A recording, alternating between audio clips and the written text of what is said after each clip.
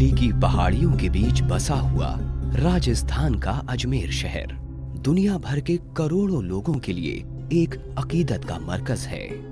ये शहर हजरत ख्वाजा मोइनुद्दीन चिश्ती गरीब नवाज से मोहब्बत करने वाले लोगों के बीच अजमेर शरीफ कहलाता है।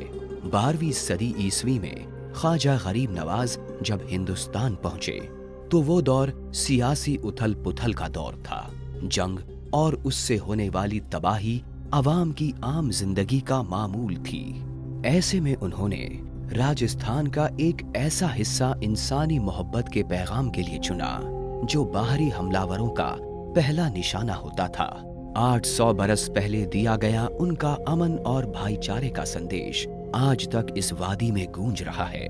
बगिरदाबे बला उफ्ताद कश्ती ज़ईफ़ानो शिकस्त तारा तो पुश्ती बहक के ख्वाजा उस्मान हारूनी मदद कुन या मोइनुद्दीन चिश्ती मदद कुन या मोइनुद्दीन चिश्ती इलाही ताबुअत खुर्शीद व माही चिराग चिश्तिया रोशनाए चिराग चिश्तिया रोशनाए।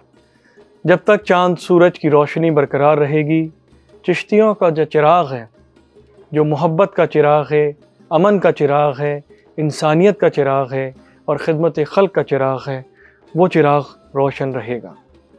बारगाह गरीब नवाज अजमेर शरीफ जो पूरी दुनिया में जानी जाती है, हज़रत ख्वाजा मोइनुद्दीन चिश्ती गरीब नवाज। आप हिंद तशरीफ़ लेके आए और अजमेर शरीफ को आपने चुना ख़िदमत खल्क़ के लिए, इंसानियत का पैगाम देने के लिए पूरे बर्रे सग़ीर में। दरगाह अजमेर शरीफ एक ज़िंदा तारीख़ है जो 800 साल पहले हुआ और जो पैगाम दिया गया वो आज भी ज़िंदा दिली से यहाँ पे लोग उससे वाबस्ता होते हैं, लोग उसको महसूस करते हैं, उसको जानते हैं, समझते हैं और अपने साथ लेके जाते हैं। तो ज़िंदा तारीख़, it's a place of living history. तारीख़ी एतबार से देखें तो हर दौर में, चाहे कश्मीर हो या कन्याकुमारी हो, हर दौर में जहाँ भी खानकाहें हैं, दरगाहें, उन्होंने हमेशा से हमारे मुल्क की, चाहे आज़ादी की हम बात करें, आज़ादी के लिए भी तमाम सूफ़ियों ने हमेशा से आवाज़ बुलंद करी। अल्लामा फजल खैराबादी जिनको काला पानी की सज़ा हुई, जिनको अंग्रेज़ अंडमान निकोबार में ले गए, उनकी दरगाह वहाँ पे है, हम गए वहाँ पे। इसी तरह काफ़ी सारे ऐसे एग्जाम्पल मिलते हैं जहाँ पे दरगाहों से आवाज़ उठी अंग्रेज़ों की हुकूमत के ख़िलाफ़, क्योंकि वो जुल्म और जबर करते थे। हिंदुस्तान को तोड़ने के लिए जो उन्होंने काम किया उसके ख़िलाफ़ हमेशा से सूफ़ियों ने आवाज़ें बुलंद करी। देखिए, आम तौर पर ये माना जाता है कि दरगाहों का काम या मज़ारों का काम सियासी नहीं है। यहाँ पर या तो चादर चढ़ाई जाती हैं, या कव्वाली होती हैं, या लंगर होते हैं। दरगाह अजमेर हज़रत ख्वाजा मोइनुद्दीन चिश्ती की जो दरगाह है उसके बारे में भी आम ख़याल यही है। जब बात आती है जंग आज़ादी की, हिंदुस्तान की फ्रीडम स्ट्रगल की, तो ये बात कोई नहीं कहता कि इन दरगाहों का रोल क्या होगा। एक बार यही बात जब मेरे दिमाग में आई तो मैंने कुछ रिकॉर्ड्स पलट के देखने की कोशिश की, तो मुझे ये जानकर ख़ुद काफ़ी अजीब लगा कि दरगाह का रोल, ख़ास तौर पर अजमेर की दरगाह का रोल बहुत ही बड़ा है हिंदुस्तान की जंग आज़ादी में। सन 1920 के आसपास हिंदुस्तान में आज़ादी की जंग का डंका कोने कोने में बज रहा था। जलियांवाला और ऐसी दर्जनों जगह आम हिंदुस्तानियों को अंग्रेजी गोलियों का शिकार बनाया गया था। महात्मा गांधी, CR दास, अली ब्रदर्स और दर्जनों आज़ादी के नेता जेल में बंद थे। ऐसे में अंग्रेज सरकार को खुफिया रिपोर्ट दी जाती है जिसमें कहा गया था कि इसमें कोई शक नहीं कि दरगाह अजमेर एक खतरनाक मरकज है। यहाँ अंग्रेज हुकूमत के खिलाफ गद्दारी कूट कूट कर भरी हुई है और इतनी भीड़ में किसी को पकड़ना भी मुश्किल है।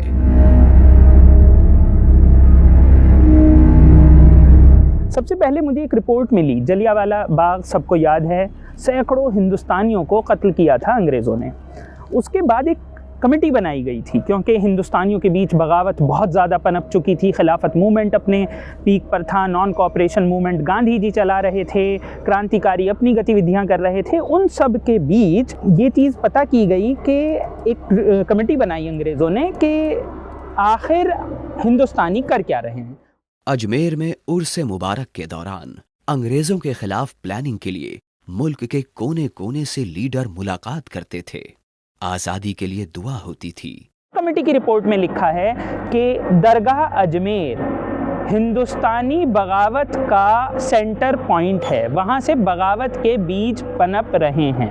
अब ये बात कैसे हुई? उन्होंने कहा कि अब्दुल बारी फिरंगी महली, यानी कि वो मौलाना जिन्होंने खिलाफत मूवमेंट शुरू किया, वो 1920 के आसपास दरगाह अजमेर गए उर्स के दौरान, और उर्स में बाकी सारे लीडर्स को इकट्ठा किया गया और वहीं पर प्लानिंग हुई कि खिलाफत मूवमेंट कैसे होगा, कहाँ से आगे बढ़ेगा और आगे की प्लानिंग क्या होगी। वहीं पर बाकी के नेशनल मूवमेंट की भी प्लानिंग हो रही थी, क्योंकि उर्स में सारे हिंदुस्तान से लोगों को इकट्ठा किया जा सकता था। इसमें जो दरगाह के लोग थे उनका भी पूरा रोल था। दरगाह की मस्जिद से एक और रिपोर्ट है, CID इंटेलिजेंस रिपोर्ट है, जो कहती है कि दरगाह के अंदर बाकायदा आपको लोग मिल रहे हैं जो कि अंग्रेज़ों के ख़िलाफ़ प्रोपेगेंडा कर रहे हैं। जुमे के दिन मस्जिद में मिंबर पर लाला पूरन चंद नाम के एक आदमी को, जो कि लीडर थे, एक हिंदू लीडर थे, उन्हें मस्जिद के अंदर स्पीच देने के लिए खड़ा कर दिया गया और उन्होंने स्पीच दी कि कैसे हिंदू मुस्लिम यूनिटी ज़रूरी है अंग्रेज़ों को हराने के लिए। 1921 और 22 में मौलवी मोइनुद्दीन नाम के एक इंसान का नाम आता है जो दरगाह के ही देखरेख करने वालों में थे। उनके बारे में भी ये बताया गया कि किस तरीके से उन्होंने अंग्रेज़ों के ख़िलाफ़ हर जुमे में स्पीचेस दी, लोगों को इकट्ठा किया, लोगों को ये बताते थे कि कैसे अंग्रेज़ों का बॉयकॉट करना है, जो नॉन कॉपरेशन मूवमेंट का पार्ट था। दरगाह से जुड़े लोगों ने ही एक इनकलाबी जमात भी तैयार की थी, जिसका काम मुल्क को आजाद कराना था।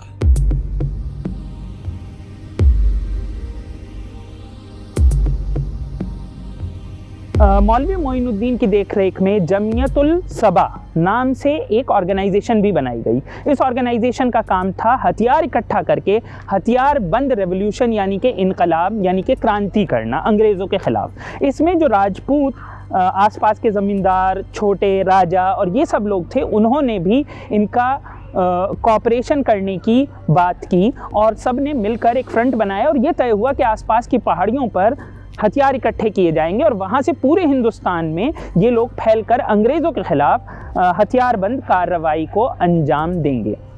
ये सब बहुत से लोगों को लगेगा कि ये सब तो सिर्फ प्लानिंग के बारे में लिखा जा रहा है, तो आपको ये भी मैं बताता चलूँ कि 1932 आते आते अंग्रेज़ों को अजमेर में पंजाब का जो क्रांतिकारियों को रोकने का कानून था, जिसे वो आतंकवादी गतिविधि रोकने का कानून बताया करते थे, वो अजमेर में लागू कर दिया गया। हिंदुस्तान में पंजाब में क्योंकि क्रांतिकारी गतिविधियां ज़्यादा थी, इसलिए पंजाब में एक अलग कानून था, बाकी हिंदुस्तान से अलग। ऐसा एक कानून बंगाल में भी था और क्योंकि पंजाब में एक ऐसा कानून था तो उस कानून को अजमेर में भी लागू किया गया, क्योंकि अजमेर से इतनी परेशानी अंग्रेज़ सरकार को होने लगी थी और ये सब कुछ दरगाह की देखरेख में हो रहा था।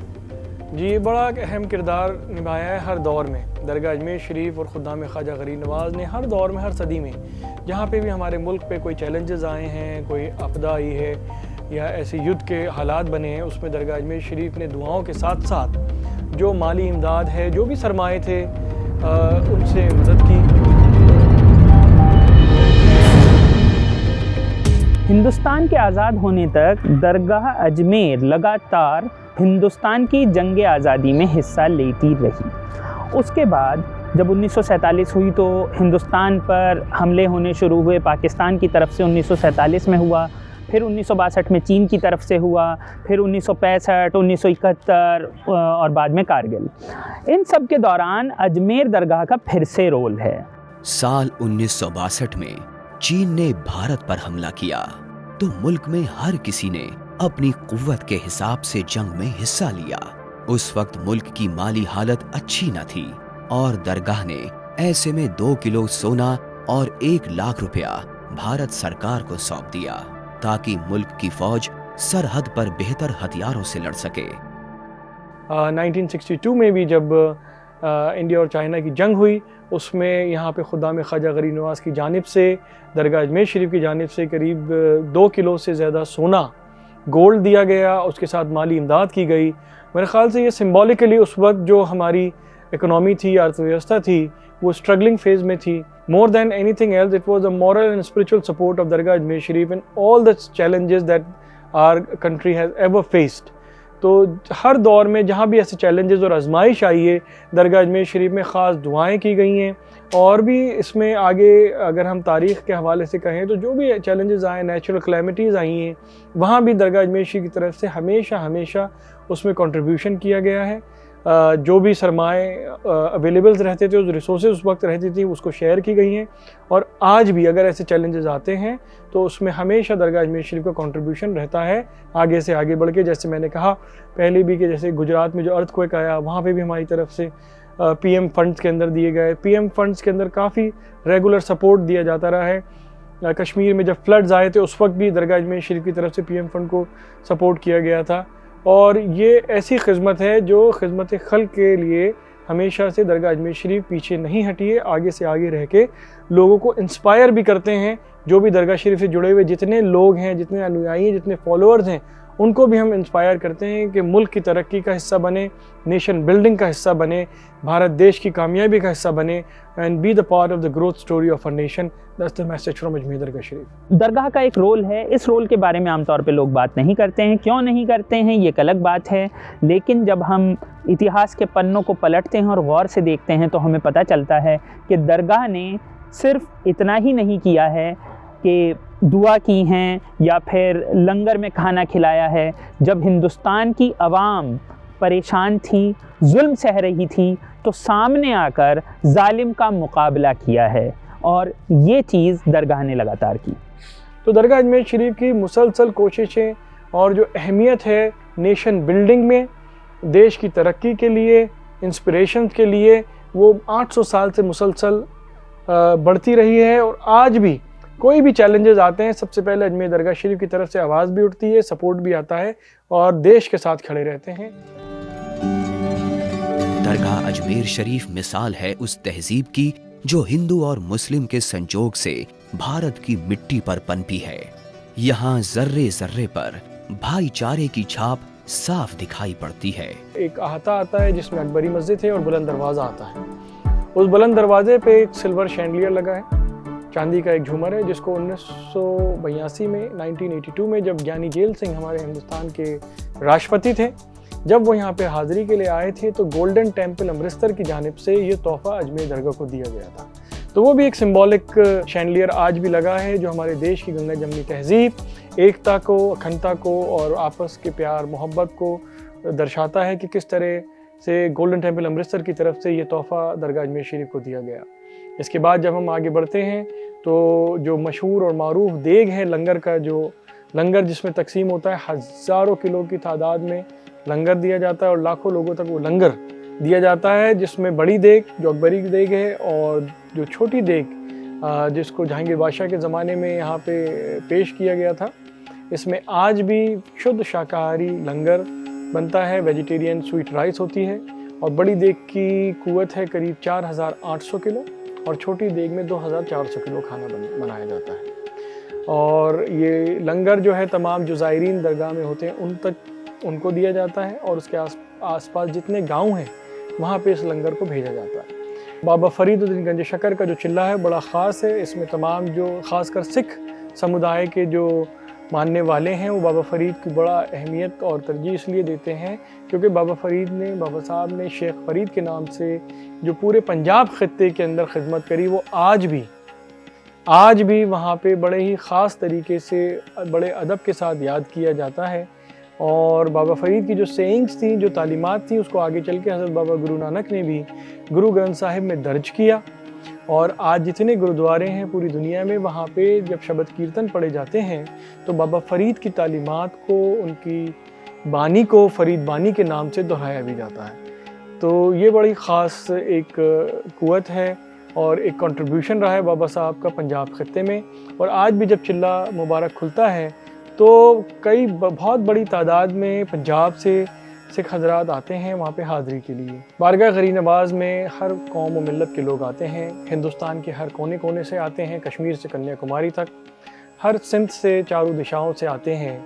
जैसे अभी आने वाले महीने में उर्स मुबारक है, उर्स मुबारक में तकरीबन 1 मिलियन करीब 10 लाख लोग आते हैं 1 रजब से 10 रजब के दरमियान। 800 साल से मुसलसल गरीब नवाज़ की जो तालीमात है कि मोहब्बत सबसे और नफ़रत किसी से नहीं। गरीब नवाज़ ने ये फरमाया कि इंसान को उस रब की अगर कुर्बत हासिल करनी है तो अपने किरदार में अखलाक के साथ 3 कुदरत की सिफ़ात को उतार ले। वो 3 सिफ़ात क्या? सूरज जैसी शफकत, सन लाइक ग्रेस, दरिया जैसी सखावत, रिवर लाइक जनरोसिटी, और ज़मीन जैसी खातिर तवाज़ु, अर्थ लाइक हॉस्पिटैलिटी। जिस तरह सूरज, बहता हुआ पानी या ज़मीन किसी से किसी का नाम नहीं पूछती, ज़बान नहीं पूछती, किसी का मज़हब, किसी का धर्म, किसी की ज़ात नहीं पूछती। हमारे बुज़ुर्गों ने यही सिखाया कि दरबार में आने वाले जितने भी लोग गरीब नवाज के आशिक हैं, उनसे ना तो उनका नाम पूछें, ना उनकी ज़बान पूछें, ना उनका मज़हब पूछें, ना किस खित्ते से आए, किस मुल्क से आए ये पूछें। अगर पूछना है तो सिर्फ एक बात पूछें, क्या बात? कि हम आपकी क्या खिदमत कर सकते हैं। इसी किरदार को अगर हम दरगाह शरीफ के बाहर भी निभाते हैं और जो लोग ये पैगाम लेके जाते हैं कि हम ना तो नाम, मज़हब, सिर्फ इंसानियत की खिदमत के लिए अगर आगे बढ़ेंगे और इसी सवाल को पूछें कि हम आपकी क्या सेवा कर सकते हैं, तो दुनिया की बहुत सारी बुराइयाँ, कमियाँ दूर हो सकती हैं। इस अमन के लिए हमें मुसलसल हर लम्हे अपने हर सांस को इस अपना जिक्र बना के उस रब की कुर्बत हासिल करनी है खिदमत खल्क से। मेरा नाम शिवाजी अर्जुन कोरडे है। हम यहाँ जब आते हैं, ख्वाजा गरीब नवाज जिन्हें बुलाते हैं हम वही तभी आते हैं, और यहाँ आने के बाद में हमें इतना सुकून महसूस होता है कि ऐसा लगता है कि हम हमारे घर पे आ गए। लेकिन यहाँ पे जब आप आते हैं हम तो दुख दर्द लेके आते, झोले फैलाए हुए आते, लेकिन झोले हमारे हर बार भरी जाती है और हमारे दुख के पूरे रास्ते सुकून में बदल जाते हैं। और यहाँ आने के बाद हमें बहुत सुकून मिलता है। हर बार जब भी आते हैं तो उतनी ही इज्जत मिलती है जैसे बाकी मंदिरों में हम घूमते हैं। ख्वाजा गरीब नवाज के दर पे भी आते तो वहाँ पे भी उतनी इज्जत मिलती है। यहाँ पे मतभेद, दो जाभाव कोई चीज़ें नहीं, जातिवाद तो बिल्कुल नहीं है। यहाँ पे सबके लिए रास्ते खुले हैं। दौलत का लालची नहीं हूँ मैं उनकी दुआ से सबका भला करना चाहता हूँ। ये मेरी ख्वाहिश है और वो मेरी ख्वाहिश पूरी कर रहे हैं। आने के बाद में मुझे बहुत सुकून मिलता है, शांति मिलती है। हर बार मुझे शांत करते हैं, जब भी मैं क्रोध में आता हूँ यही शांत करते हैं। असल हिंदुस्तान अगर देखना है तो गरीब नवाज की बारगाह में आके देखें। यहाँ पे तिलक लगाए हुए पंडित भी यहाँ पे आ रहे हैं, पगड़ी पहने हुए सरदार जी भी आ रहे हैं, क्रॉस लगाए हुए क्रिश्चियन भी आ रहे हैं और टोपी लगाए मुसलमान भाई भी आ रहे हैं, बहनें भी आ रही हैं और यहाँ पे अमन का पैगाम लेके जा रहे हैं।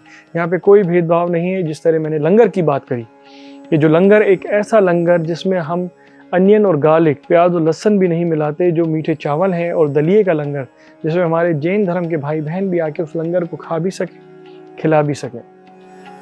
क्योंकि दरबार गरीब नवाज के जो पैगाम है वो यही है कि किसी के दिल में कोई ऐसे ख्याल या कोई बात ना आए आपके किरदार से, आपके अल्फाज से, आपके तौर तरीके से, कि किसी इंसान का दिल न दुखे। आज अध्यात्म का सार यही है कि हमारे किसी भी तौर तरीके से, हमारे किसी भी बातों से किसी का दिल न दुखे। अगर दिल दुखता है तो ना तो वो अध्यात्म है, ना मज़हब की बातें हैं, वो सिर्फ़ और सिर्फ इंसान की अना और अहंकार से आई हुई बातें हैं, जिससे हमें बचना चाहिए। कि वो कोई मज़हब नहीं सिखाता कि इंसानी दिल को तोड़ा जाए या इंसानी हुकूक को पामाल किया जाए या इंसानी हुकूक के साथ खिलवाड़ किया जाए। और हमारा भारत देश जो अध्यात्म का एक समंदर है, एक ऐसा समंदर जिसमें जितने गहराई से गोता लगाया जाएगा उतने ही खूबसूरत मोती हम चुन चुन के लेके आ सकते हैं।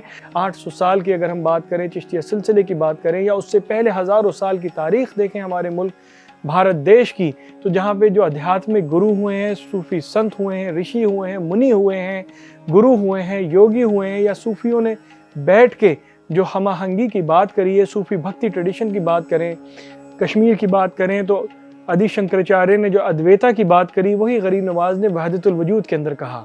तो ये वो अध्यात्म का समुंदर है जिसमें जितनी गहराई से हम गोता लगाएंगे उतने ही खूबसूरत मोती लेके आएंगे। आज नौजवान और यूथ के साथ हमें वो गुफ्तगू जारी रखनी है कि अध्यात्म के समुंदर में कितनी गहराई से हम जा सकते हैं और उन खूबसूरत मोतियों को सिर्फ अपने लिए नहीं, भारत देश के लिए नहीं, बल्कि पूरी दुनिया के लिए उसको नुमाया कर सकें। जब तक हम उस अध्यात्म के समंदर को अपने साथ लेके चलते थे, पूरे विश्व में भारत को विश्व गुरु के नाम से जाना जाता था। अगर आज हमें उस मुकाम पे फिर पहुंचना है तो ना तो हमें किसी दूसरी ताकत की, दुनियावी ताकत, हमें सिर्फ और सिर्फ अध्यात्म ताकत की ज़रूरत है। और गरीब नवाज की बारगाह से इसी पैगाम को दिया जा रहा है कि अध्यात्म और रूहानियत को अपनी ज़िंदगी का हिस्सा बनाएं। हर रोज शाम के वक्त होने वाला कड़का असल में राजस्थान में प्राचीन वक्त से जंग के गाने के तरीके में गाया जाता है, लेकिन इसके बोल जंगी तराने के ना होकर फारसी के हैं। ना बदनिया दीन भयो इंदल वली ओलेदा हर तुम्हारा कदर दूल्हा बने का जया चंदाने के मौजारन बिडारा है तो सही ना बजाने मंजाल दीन को तमर दीन है ख्वाजा तुरंत इस्लाम की योजने कुराने शाह दरबार ख्वाजा और तारता खान पूरा पचाम पीरो कितनी मक्के आवाजा ख्वाजा तुम बड़े देवान हजरा चिश्ती बड़े राम तू पहले अपना रहम की जो दिल का दर्द दूर करो ख्वाजा ख्वाजा दी वो तमर दीन है ख्वाजा। जब एक तरफ दिन और रात का मिलन होता है, दूसरी तरफ प्राचीन हिंदू सभ्यता और मुस्लिम तहजीब इस कड़का के जरिए एक दूसरे में समा जाते हैं।